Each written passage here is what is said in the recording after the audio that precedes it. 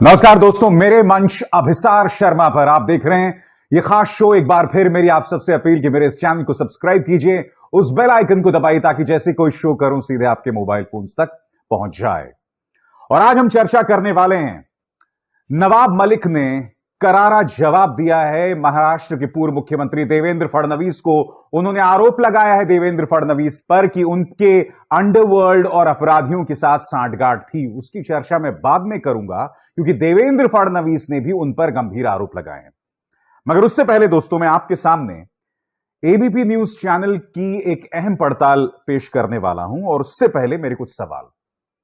देश के गृह मंत्री अमित शाह आखिर समीर वानखेड़े के प्रति नरमी क्यों बरत रहे हैं? बार बार यह प्रमाण सामने उभर कर आ रहे हैं कि समीर वानखेड़े ने इस मामले में कथित वसूली की। उनके साथ जो लोग जुड़े हुए थे वो लगातार वसूली कर रहे थे। बार बार यह प्रमाण सामने उभर कर आ रहा है कि समीर वानखेड़े गवाहों से खाली पन्नों पर दस्तखत करवा रहे थे, जो अपने आप में एक अपराध है।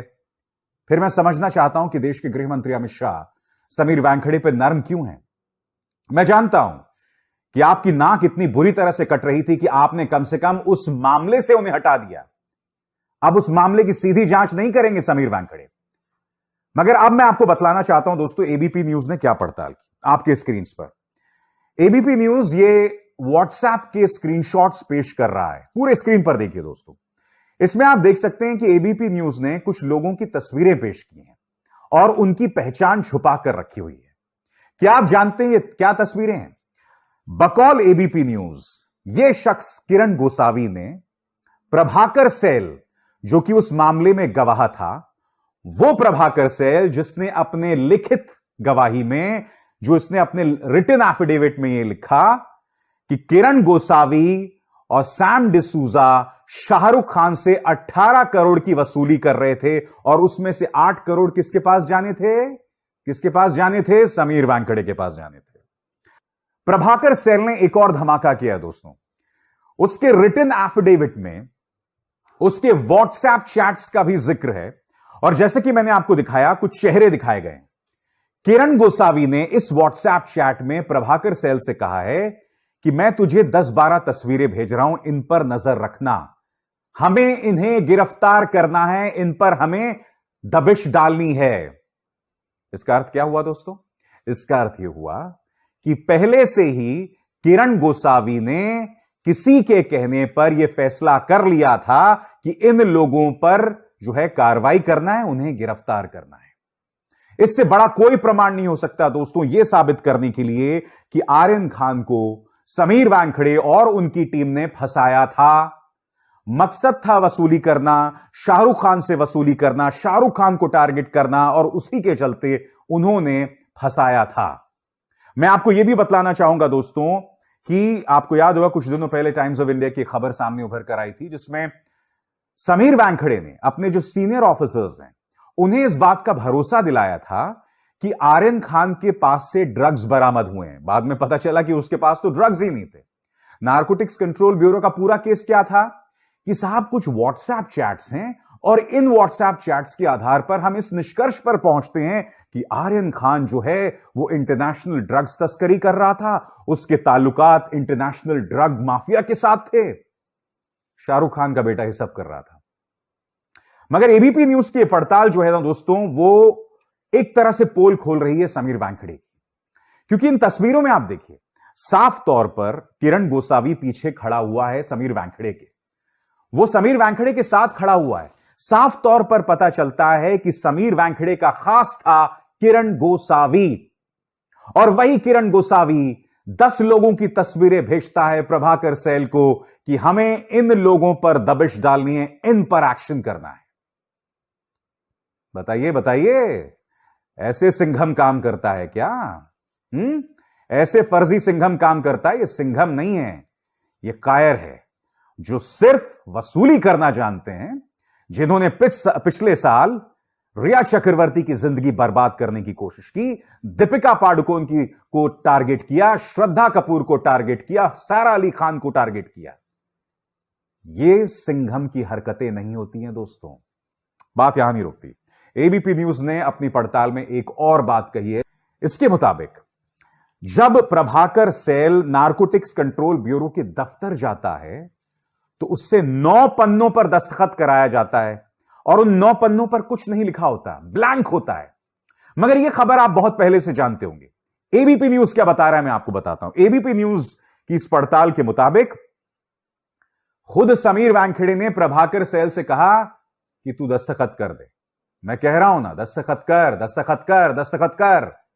इस तरह से समीर वानखेड़े प्रभाकर सैल से जो खाली पन्ने हैं उस पर दस्तखत करवा रहा था। फिर सवाल पूछना चाहता हूं, समीर वानखेड़े कायदे से अब तक इसे निलंबित कर देना चाहिए था, उस मामले से हटाया जाना काफी नहीं है। यह आदमी आखिर 2008 से मुंबई में क्या कर रहा है?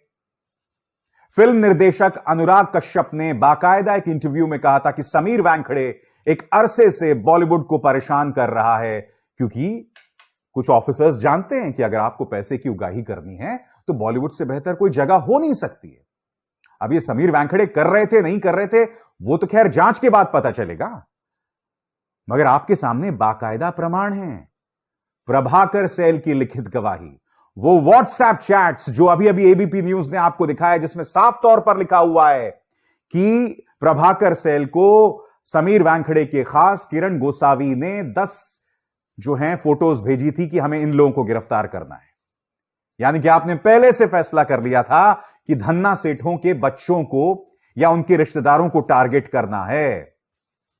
बताइए बताइए। और दूसरी तरफ क्या हो रहा है दोस्तों? दूसरी तरफ भारतीय जनता पार्टी किसी भी कीमत पर इस मुद्दे से ध्यान भटकाने का प्रयास कर रही है। वो गड़े मुर्दे उखाड़ रही है और फिर उसका पलटवार भी नवाब मलिक कर रहे हैं। कल देवेंद्र फडणवीस एक प्रेस कॉन्फ्रेंस करते हैं जिसमें वो कहते हैं कि जो आदमी मुंबई बम धमाकों में गुनहगार था उससे संपत्ति खरीदी नवाब मलिक के परिवार ने। क्या कहा देवेंद्र फडणवीस ने, आप सुनिए। दाऊद के फरार होने के बाद ये जो उनकी बहन थी हसीना परकर, या जिनको हसीना आपा कहा जाता था, इनके नाम से संपत्तियां जमा होती थी और इन संपत्तियों को जमा करने वाला ये सलीम पटेल होता था। इसके नाम से पावर ऑफ अटर्नी ली जाती थी। अब कुर्ला में 2.80 एकड़, 3 से थोड़ी कम, 1,23,000 स्क्वायर फीट की जगह, इसको गोवा वाला कंपाउंड कहा जाता है। तो गोवा वाला करके उनकी जगह थी और ये जगह कहां है कुर्ला में? एलबीएस रोड पर। जिनको एलबीएस रोड, आपको तो मेरे से ज्यादा जानकारी है कि वो कितना प्राइस्ड एरिया है। यानी सलीम पटेल और शाह अली खान ने मिलकर इस जमीन की बिक्री की है। बिक्री किसको की है? Solidus investments private limited. ये Solidus investment private limited company है नवाब मलिक जी के परिवार की। मैं फिर कहना चाहता हूं, आप 5 साल मुख्यमंत्री थे, ये जानकारी आपने पहले सार्वजनिक क्यों नहीं की अगर ये इतनी धमाकेदार जानकारी है? बताइए बताइए। और दूसरी तरफ नवाब मलिक भी उन पर हमला बोल रहे हैं। नवाब मलिक ने आज क्या क्या कहा मैं आपको पढ़ के सुनाना चाहता हूं। महाराष्ट्र के मंत्री नवाब मलिक ने बुधवार को एक बार फिर प्रेस कॉन्फ्रेंस कर राज्य के पूर्व मुख्यमंत्री देवेंद्र फडणवीस पर निशाना साधा है। नवाब मलिक ने पूछा कि देवेंद्र जी, आपने मुख्यमंत्री रहते हुए अंडरवर्ल्ड से जुड़े लोगों को सरकारी कमीशनों का प्रमुख क्यों बनाया? पहला दागी मुन्ना यादव, जिसे कंस्ट्रक्शन बोर्ड का अध्यक्ष बनाया। हैदर आजम को मौलाना आर्थिक बोर्ड का अध्यक्ष बनाया। क्या वो बांग्लादेशियों को मुंबई में बसाने का काम नहीं कर रहा था? हैदर आजम की पत्नी पर बांग्लादेशी होने का आरोप है, उसकी जांच आपने क्यों रुकवाई? क्या कहा नवाब मलिक ने? क्योंकि वो ये भी कह रहे हैं कि रियाज भाटी नाम का एक अपराधी है, कथित अपराधी है, वो 2 नकली पासपोर्ट के साथ पकड़ा जाता है और ये वो रियाज भाटी है जो प्रधानमंत्री के एक फंक्शन में भी हाजिर रहता है। क्या कह रहे हैं नवाब मलिक, सुनिए। रियाज भाटी किसके साथ तस्वीर उतार रहा है ये सवाल नहीं है। सवाल ये है कि 2 पासपोर्ट के साथ अगर कोई एयरपोर्ट पे क्रिमिनल पकड़ लिया जाए तो 2 दिन में कैसे छूट जाता है। सवाल ये है कि प्रधानमंत्री के कार्यक्रम में कैसे एक्सेस मिल जाती है। तस्वीरें किसी की शादी में किसने उतार ली, मैं ये नहीं कहना चाहता। किसी नेता के साथ उसकी तस्वीरें, ये आरोप मेरा नहीं। मेरा आरोप है कि 2 पासपोर्ट, जाली पासपोर्ट के साथ मुंबई एयरपोर्ट पे पकड़ा गया एक कुख्यात गुंडा, 2 दिन में जमानत हो गई। एक कुख्यात गुंडा जिसके ऊपर लगातार आरोप थे, प्रधानमंत्री के कार्यक्रम के भीतर जो वीआईपी का पूरा अरेंजमेंट था उसमें कैसे पहुंचा। पूरी तरह से देवेंद्र जी का संरक्षण उसको था।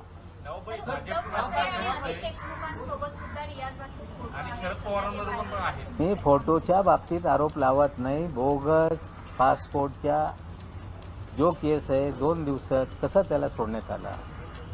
पंतप्रधान यांच्यासोबत स्कूटनी केल्याशिवाय कुणाला जाण्याची परवानगी नसते। और इस मामले में देवेंद्र फडणवीस फंस जरूर गए हैं। इस तस्वीर को देखिए, ये साल 2016 की तस्वीर है। बाईं तरफ रियाज भाटी दिखाई दे रहा है, बीच में देवेंद्र फडणवीस और दूसरी तरफ हैं बीजेपी नेता आशीष शेलार। आम आदमी पार्टी नेता प्रीति शर्मा मेनन ने 2016 में कहा था कि दाऊद इब्राहिम का गुंडा रियाज भाटी हमारे स्कूलों में क्या कर रहा है। आखिर देवेंद्र फडणवीस हमारे बच्चों के साथ ऐसी नाइंसाफी कैसे कर सकते हैं। मैं फिर अपील करना चाहूंगा पूर्व मुख्यमंत्री देवेंद्र फडणवीस और नवाब मलिक से, अगर आपके पास इतने गंभीर प्रमाण सबूत हैं तो आपको सीधे जांच एजेंसीज के पास जाना चाहिए। प्रेस के सामने ठीक है, आप जानते हैं कि आप एक तमाशा कर रहे हैं, आप चाहते हैं कि आप किसी तरह से अपने प्रतिद्वंद्वी पर भारी साबित हो, इस तरह से आप ये तमाम चीजें कर रहे हैं। मगर यह बात भी सच है कि नवाब मलिक से पूरी बीजेपी जो है वो बुरी तरह से बौखलाई हुई है। हम ये क्यों कह रहे हैं दोस्तों? हम ऐसा इसलिए कह रहे हैं कि नवाब मलिक लगातार इस मामले में प्रमाण सामने उभर कर ला रहे हैं। पहले उन्होंने साबित किया कि किरण गोसावी एक प्राइवेट डिटेक्टिव था, आपराधिक इतिहास का आदमी था और वो रेड में था। उन्होंने साबित किया कि मनीष भानुशाली बीजेपी का एक नेता, वो रेड में था। उन्होंने साबित किया कि आमिर फर्नीचर वाला, ऋषभ सचदेवा, ये दोनों बीजेपी के नेताओं से जुड़े हुए थे और इन्हें पहले ही रिहा कर दिया गया। तो ये तमाम प्रमाण नवाब मलिक ला रहे हैं और यही वजह है कि नवाब मलिक भारतीय जनता पार्टी की आंखों की किरकिरी बने हुए हैं। मगर मैं दोबारा अपने इस कार्यक्रम का जो मुख्य विषय है उसकी तरफ आपका ध्यान खींचना चाहूंगा कि आखिर समीर वानखेड़े को अमित शाह क्यों बचा रहे हैं। क्योंकि बार बार यह प्रमाणित हो रहा है कि उनके लोग उनके जरिए संभवतः वसूली कर रहे थे। 8 करोड़ की बात हो चुकी है, व्हाट्सएप चैट सामने उभर कर आ चुकी है। अमित शाह आखिर किस बात का इंतजार कर रहे हैं, बताइए। मगर इस मंच का मकसद साफ है दोस्तों, हकीकत आपके सामने लाना, बेबाकी से लाना, और उससे मैं पीछे नहीं हटने वाला हूं। नमस्कार।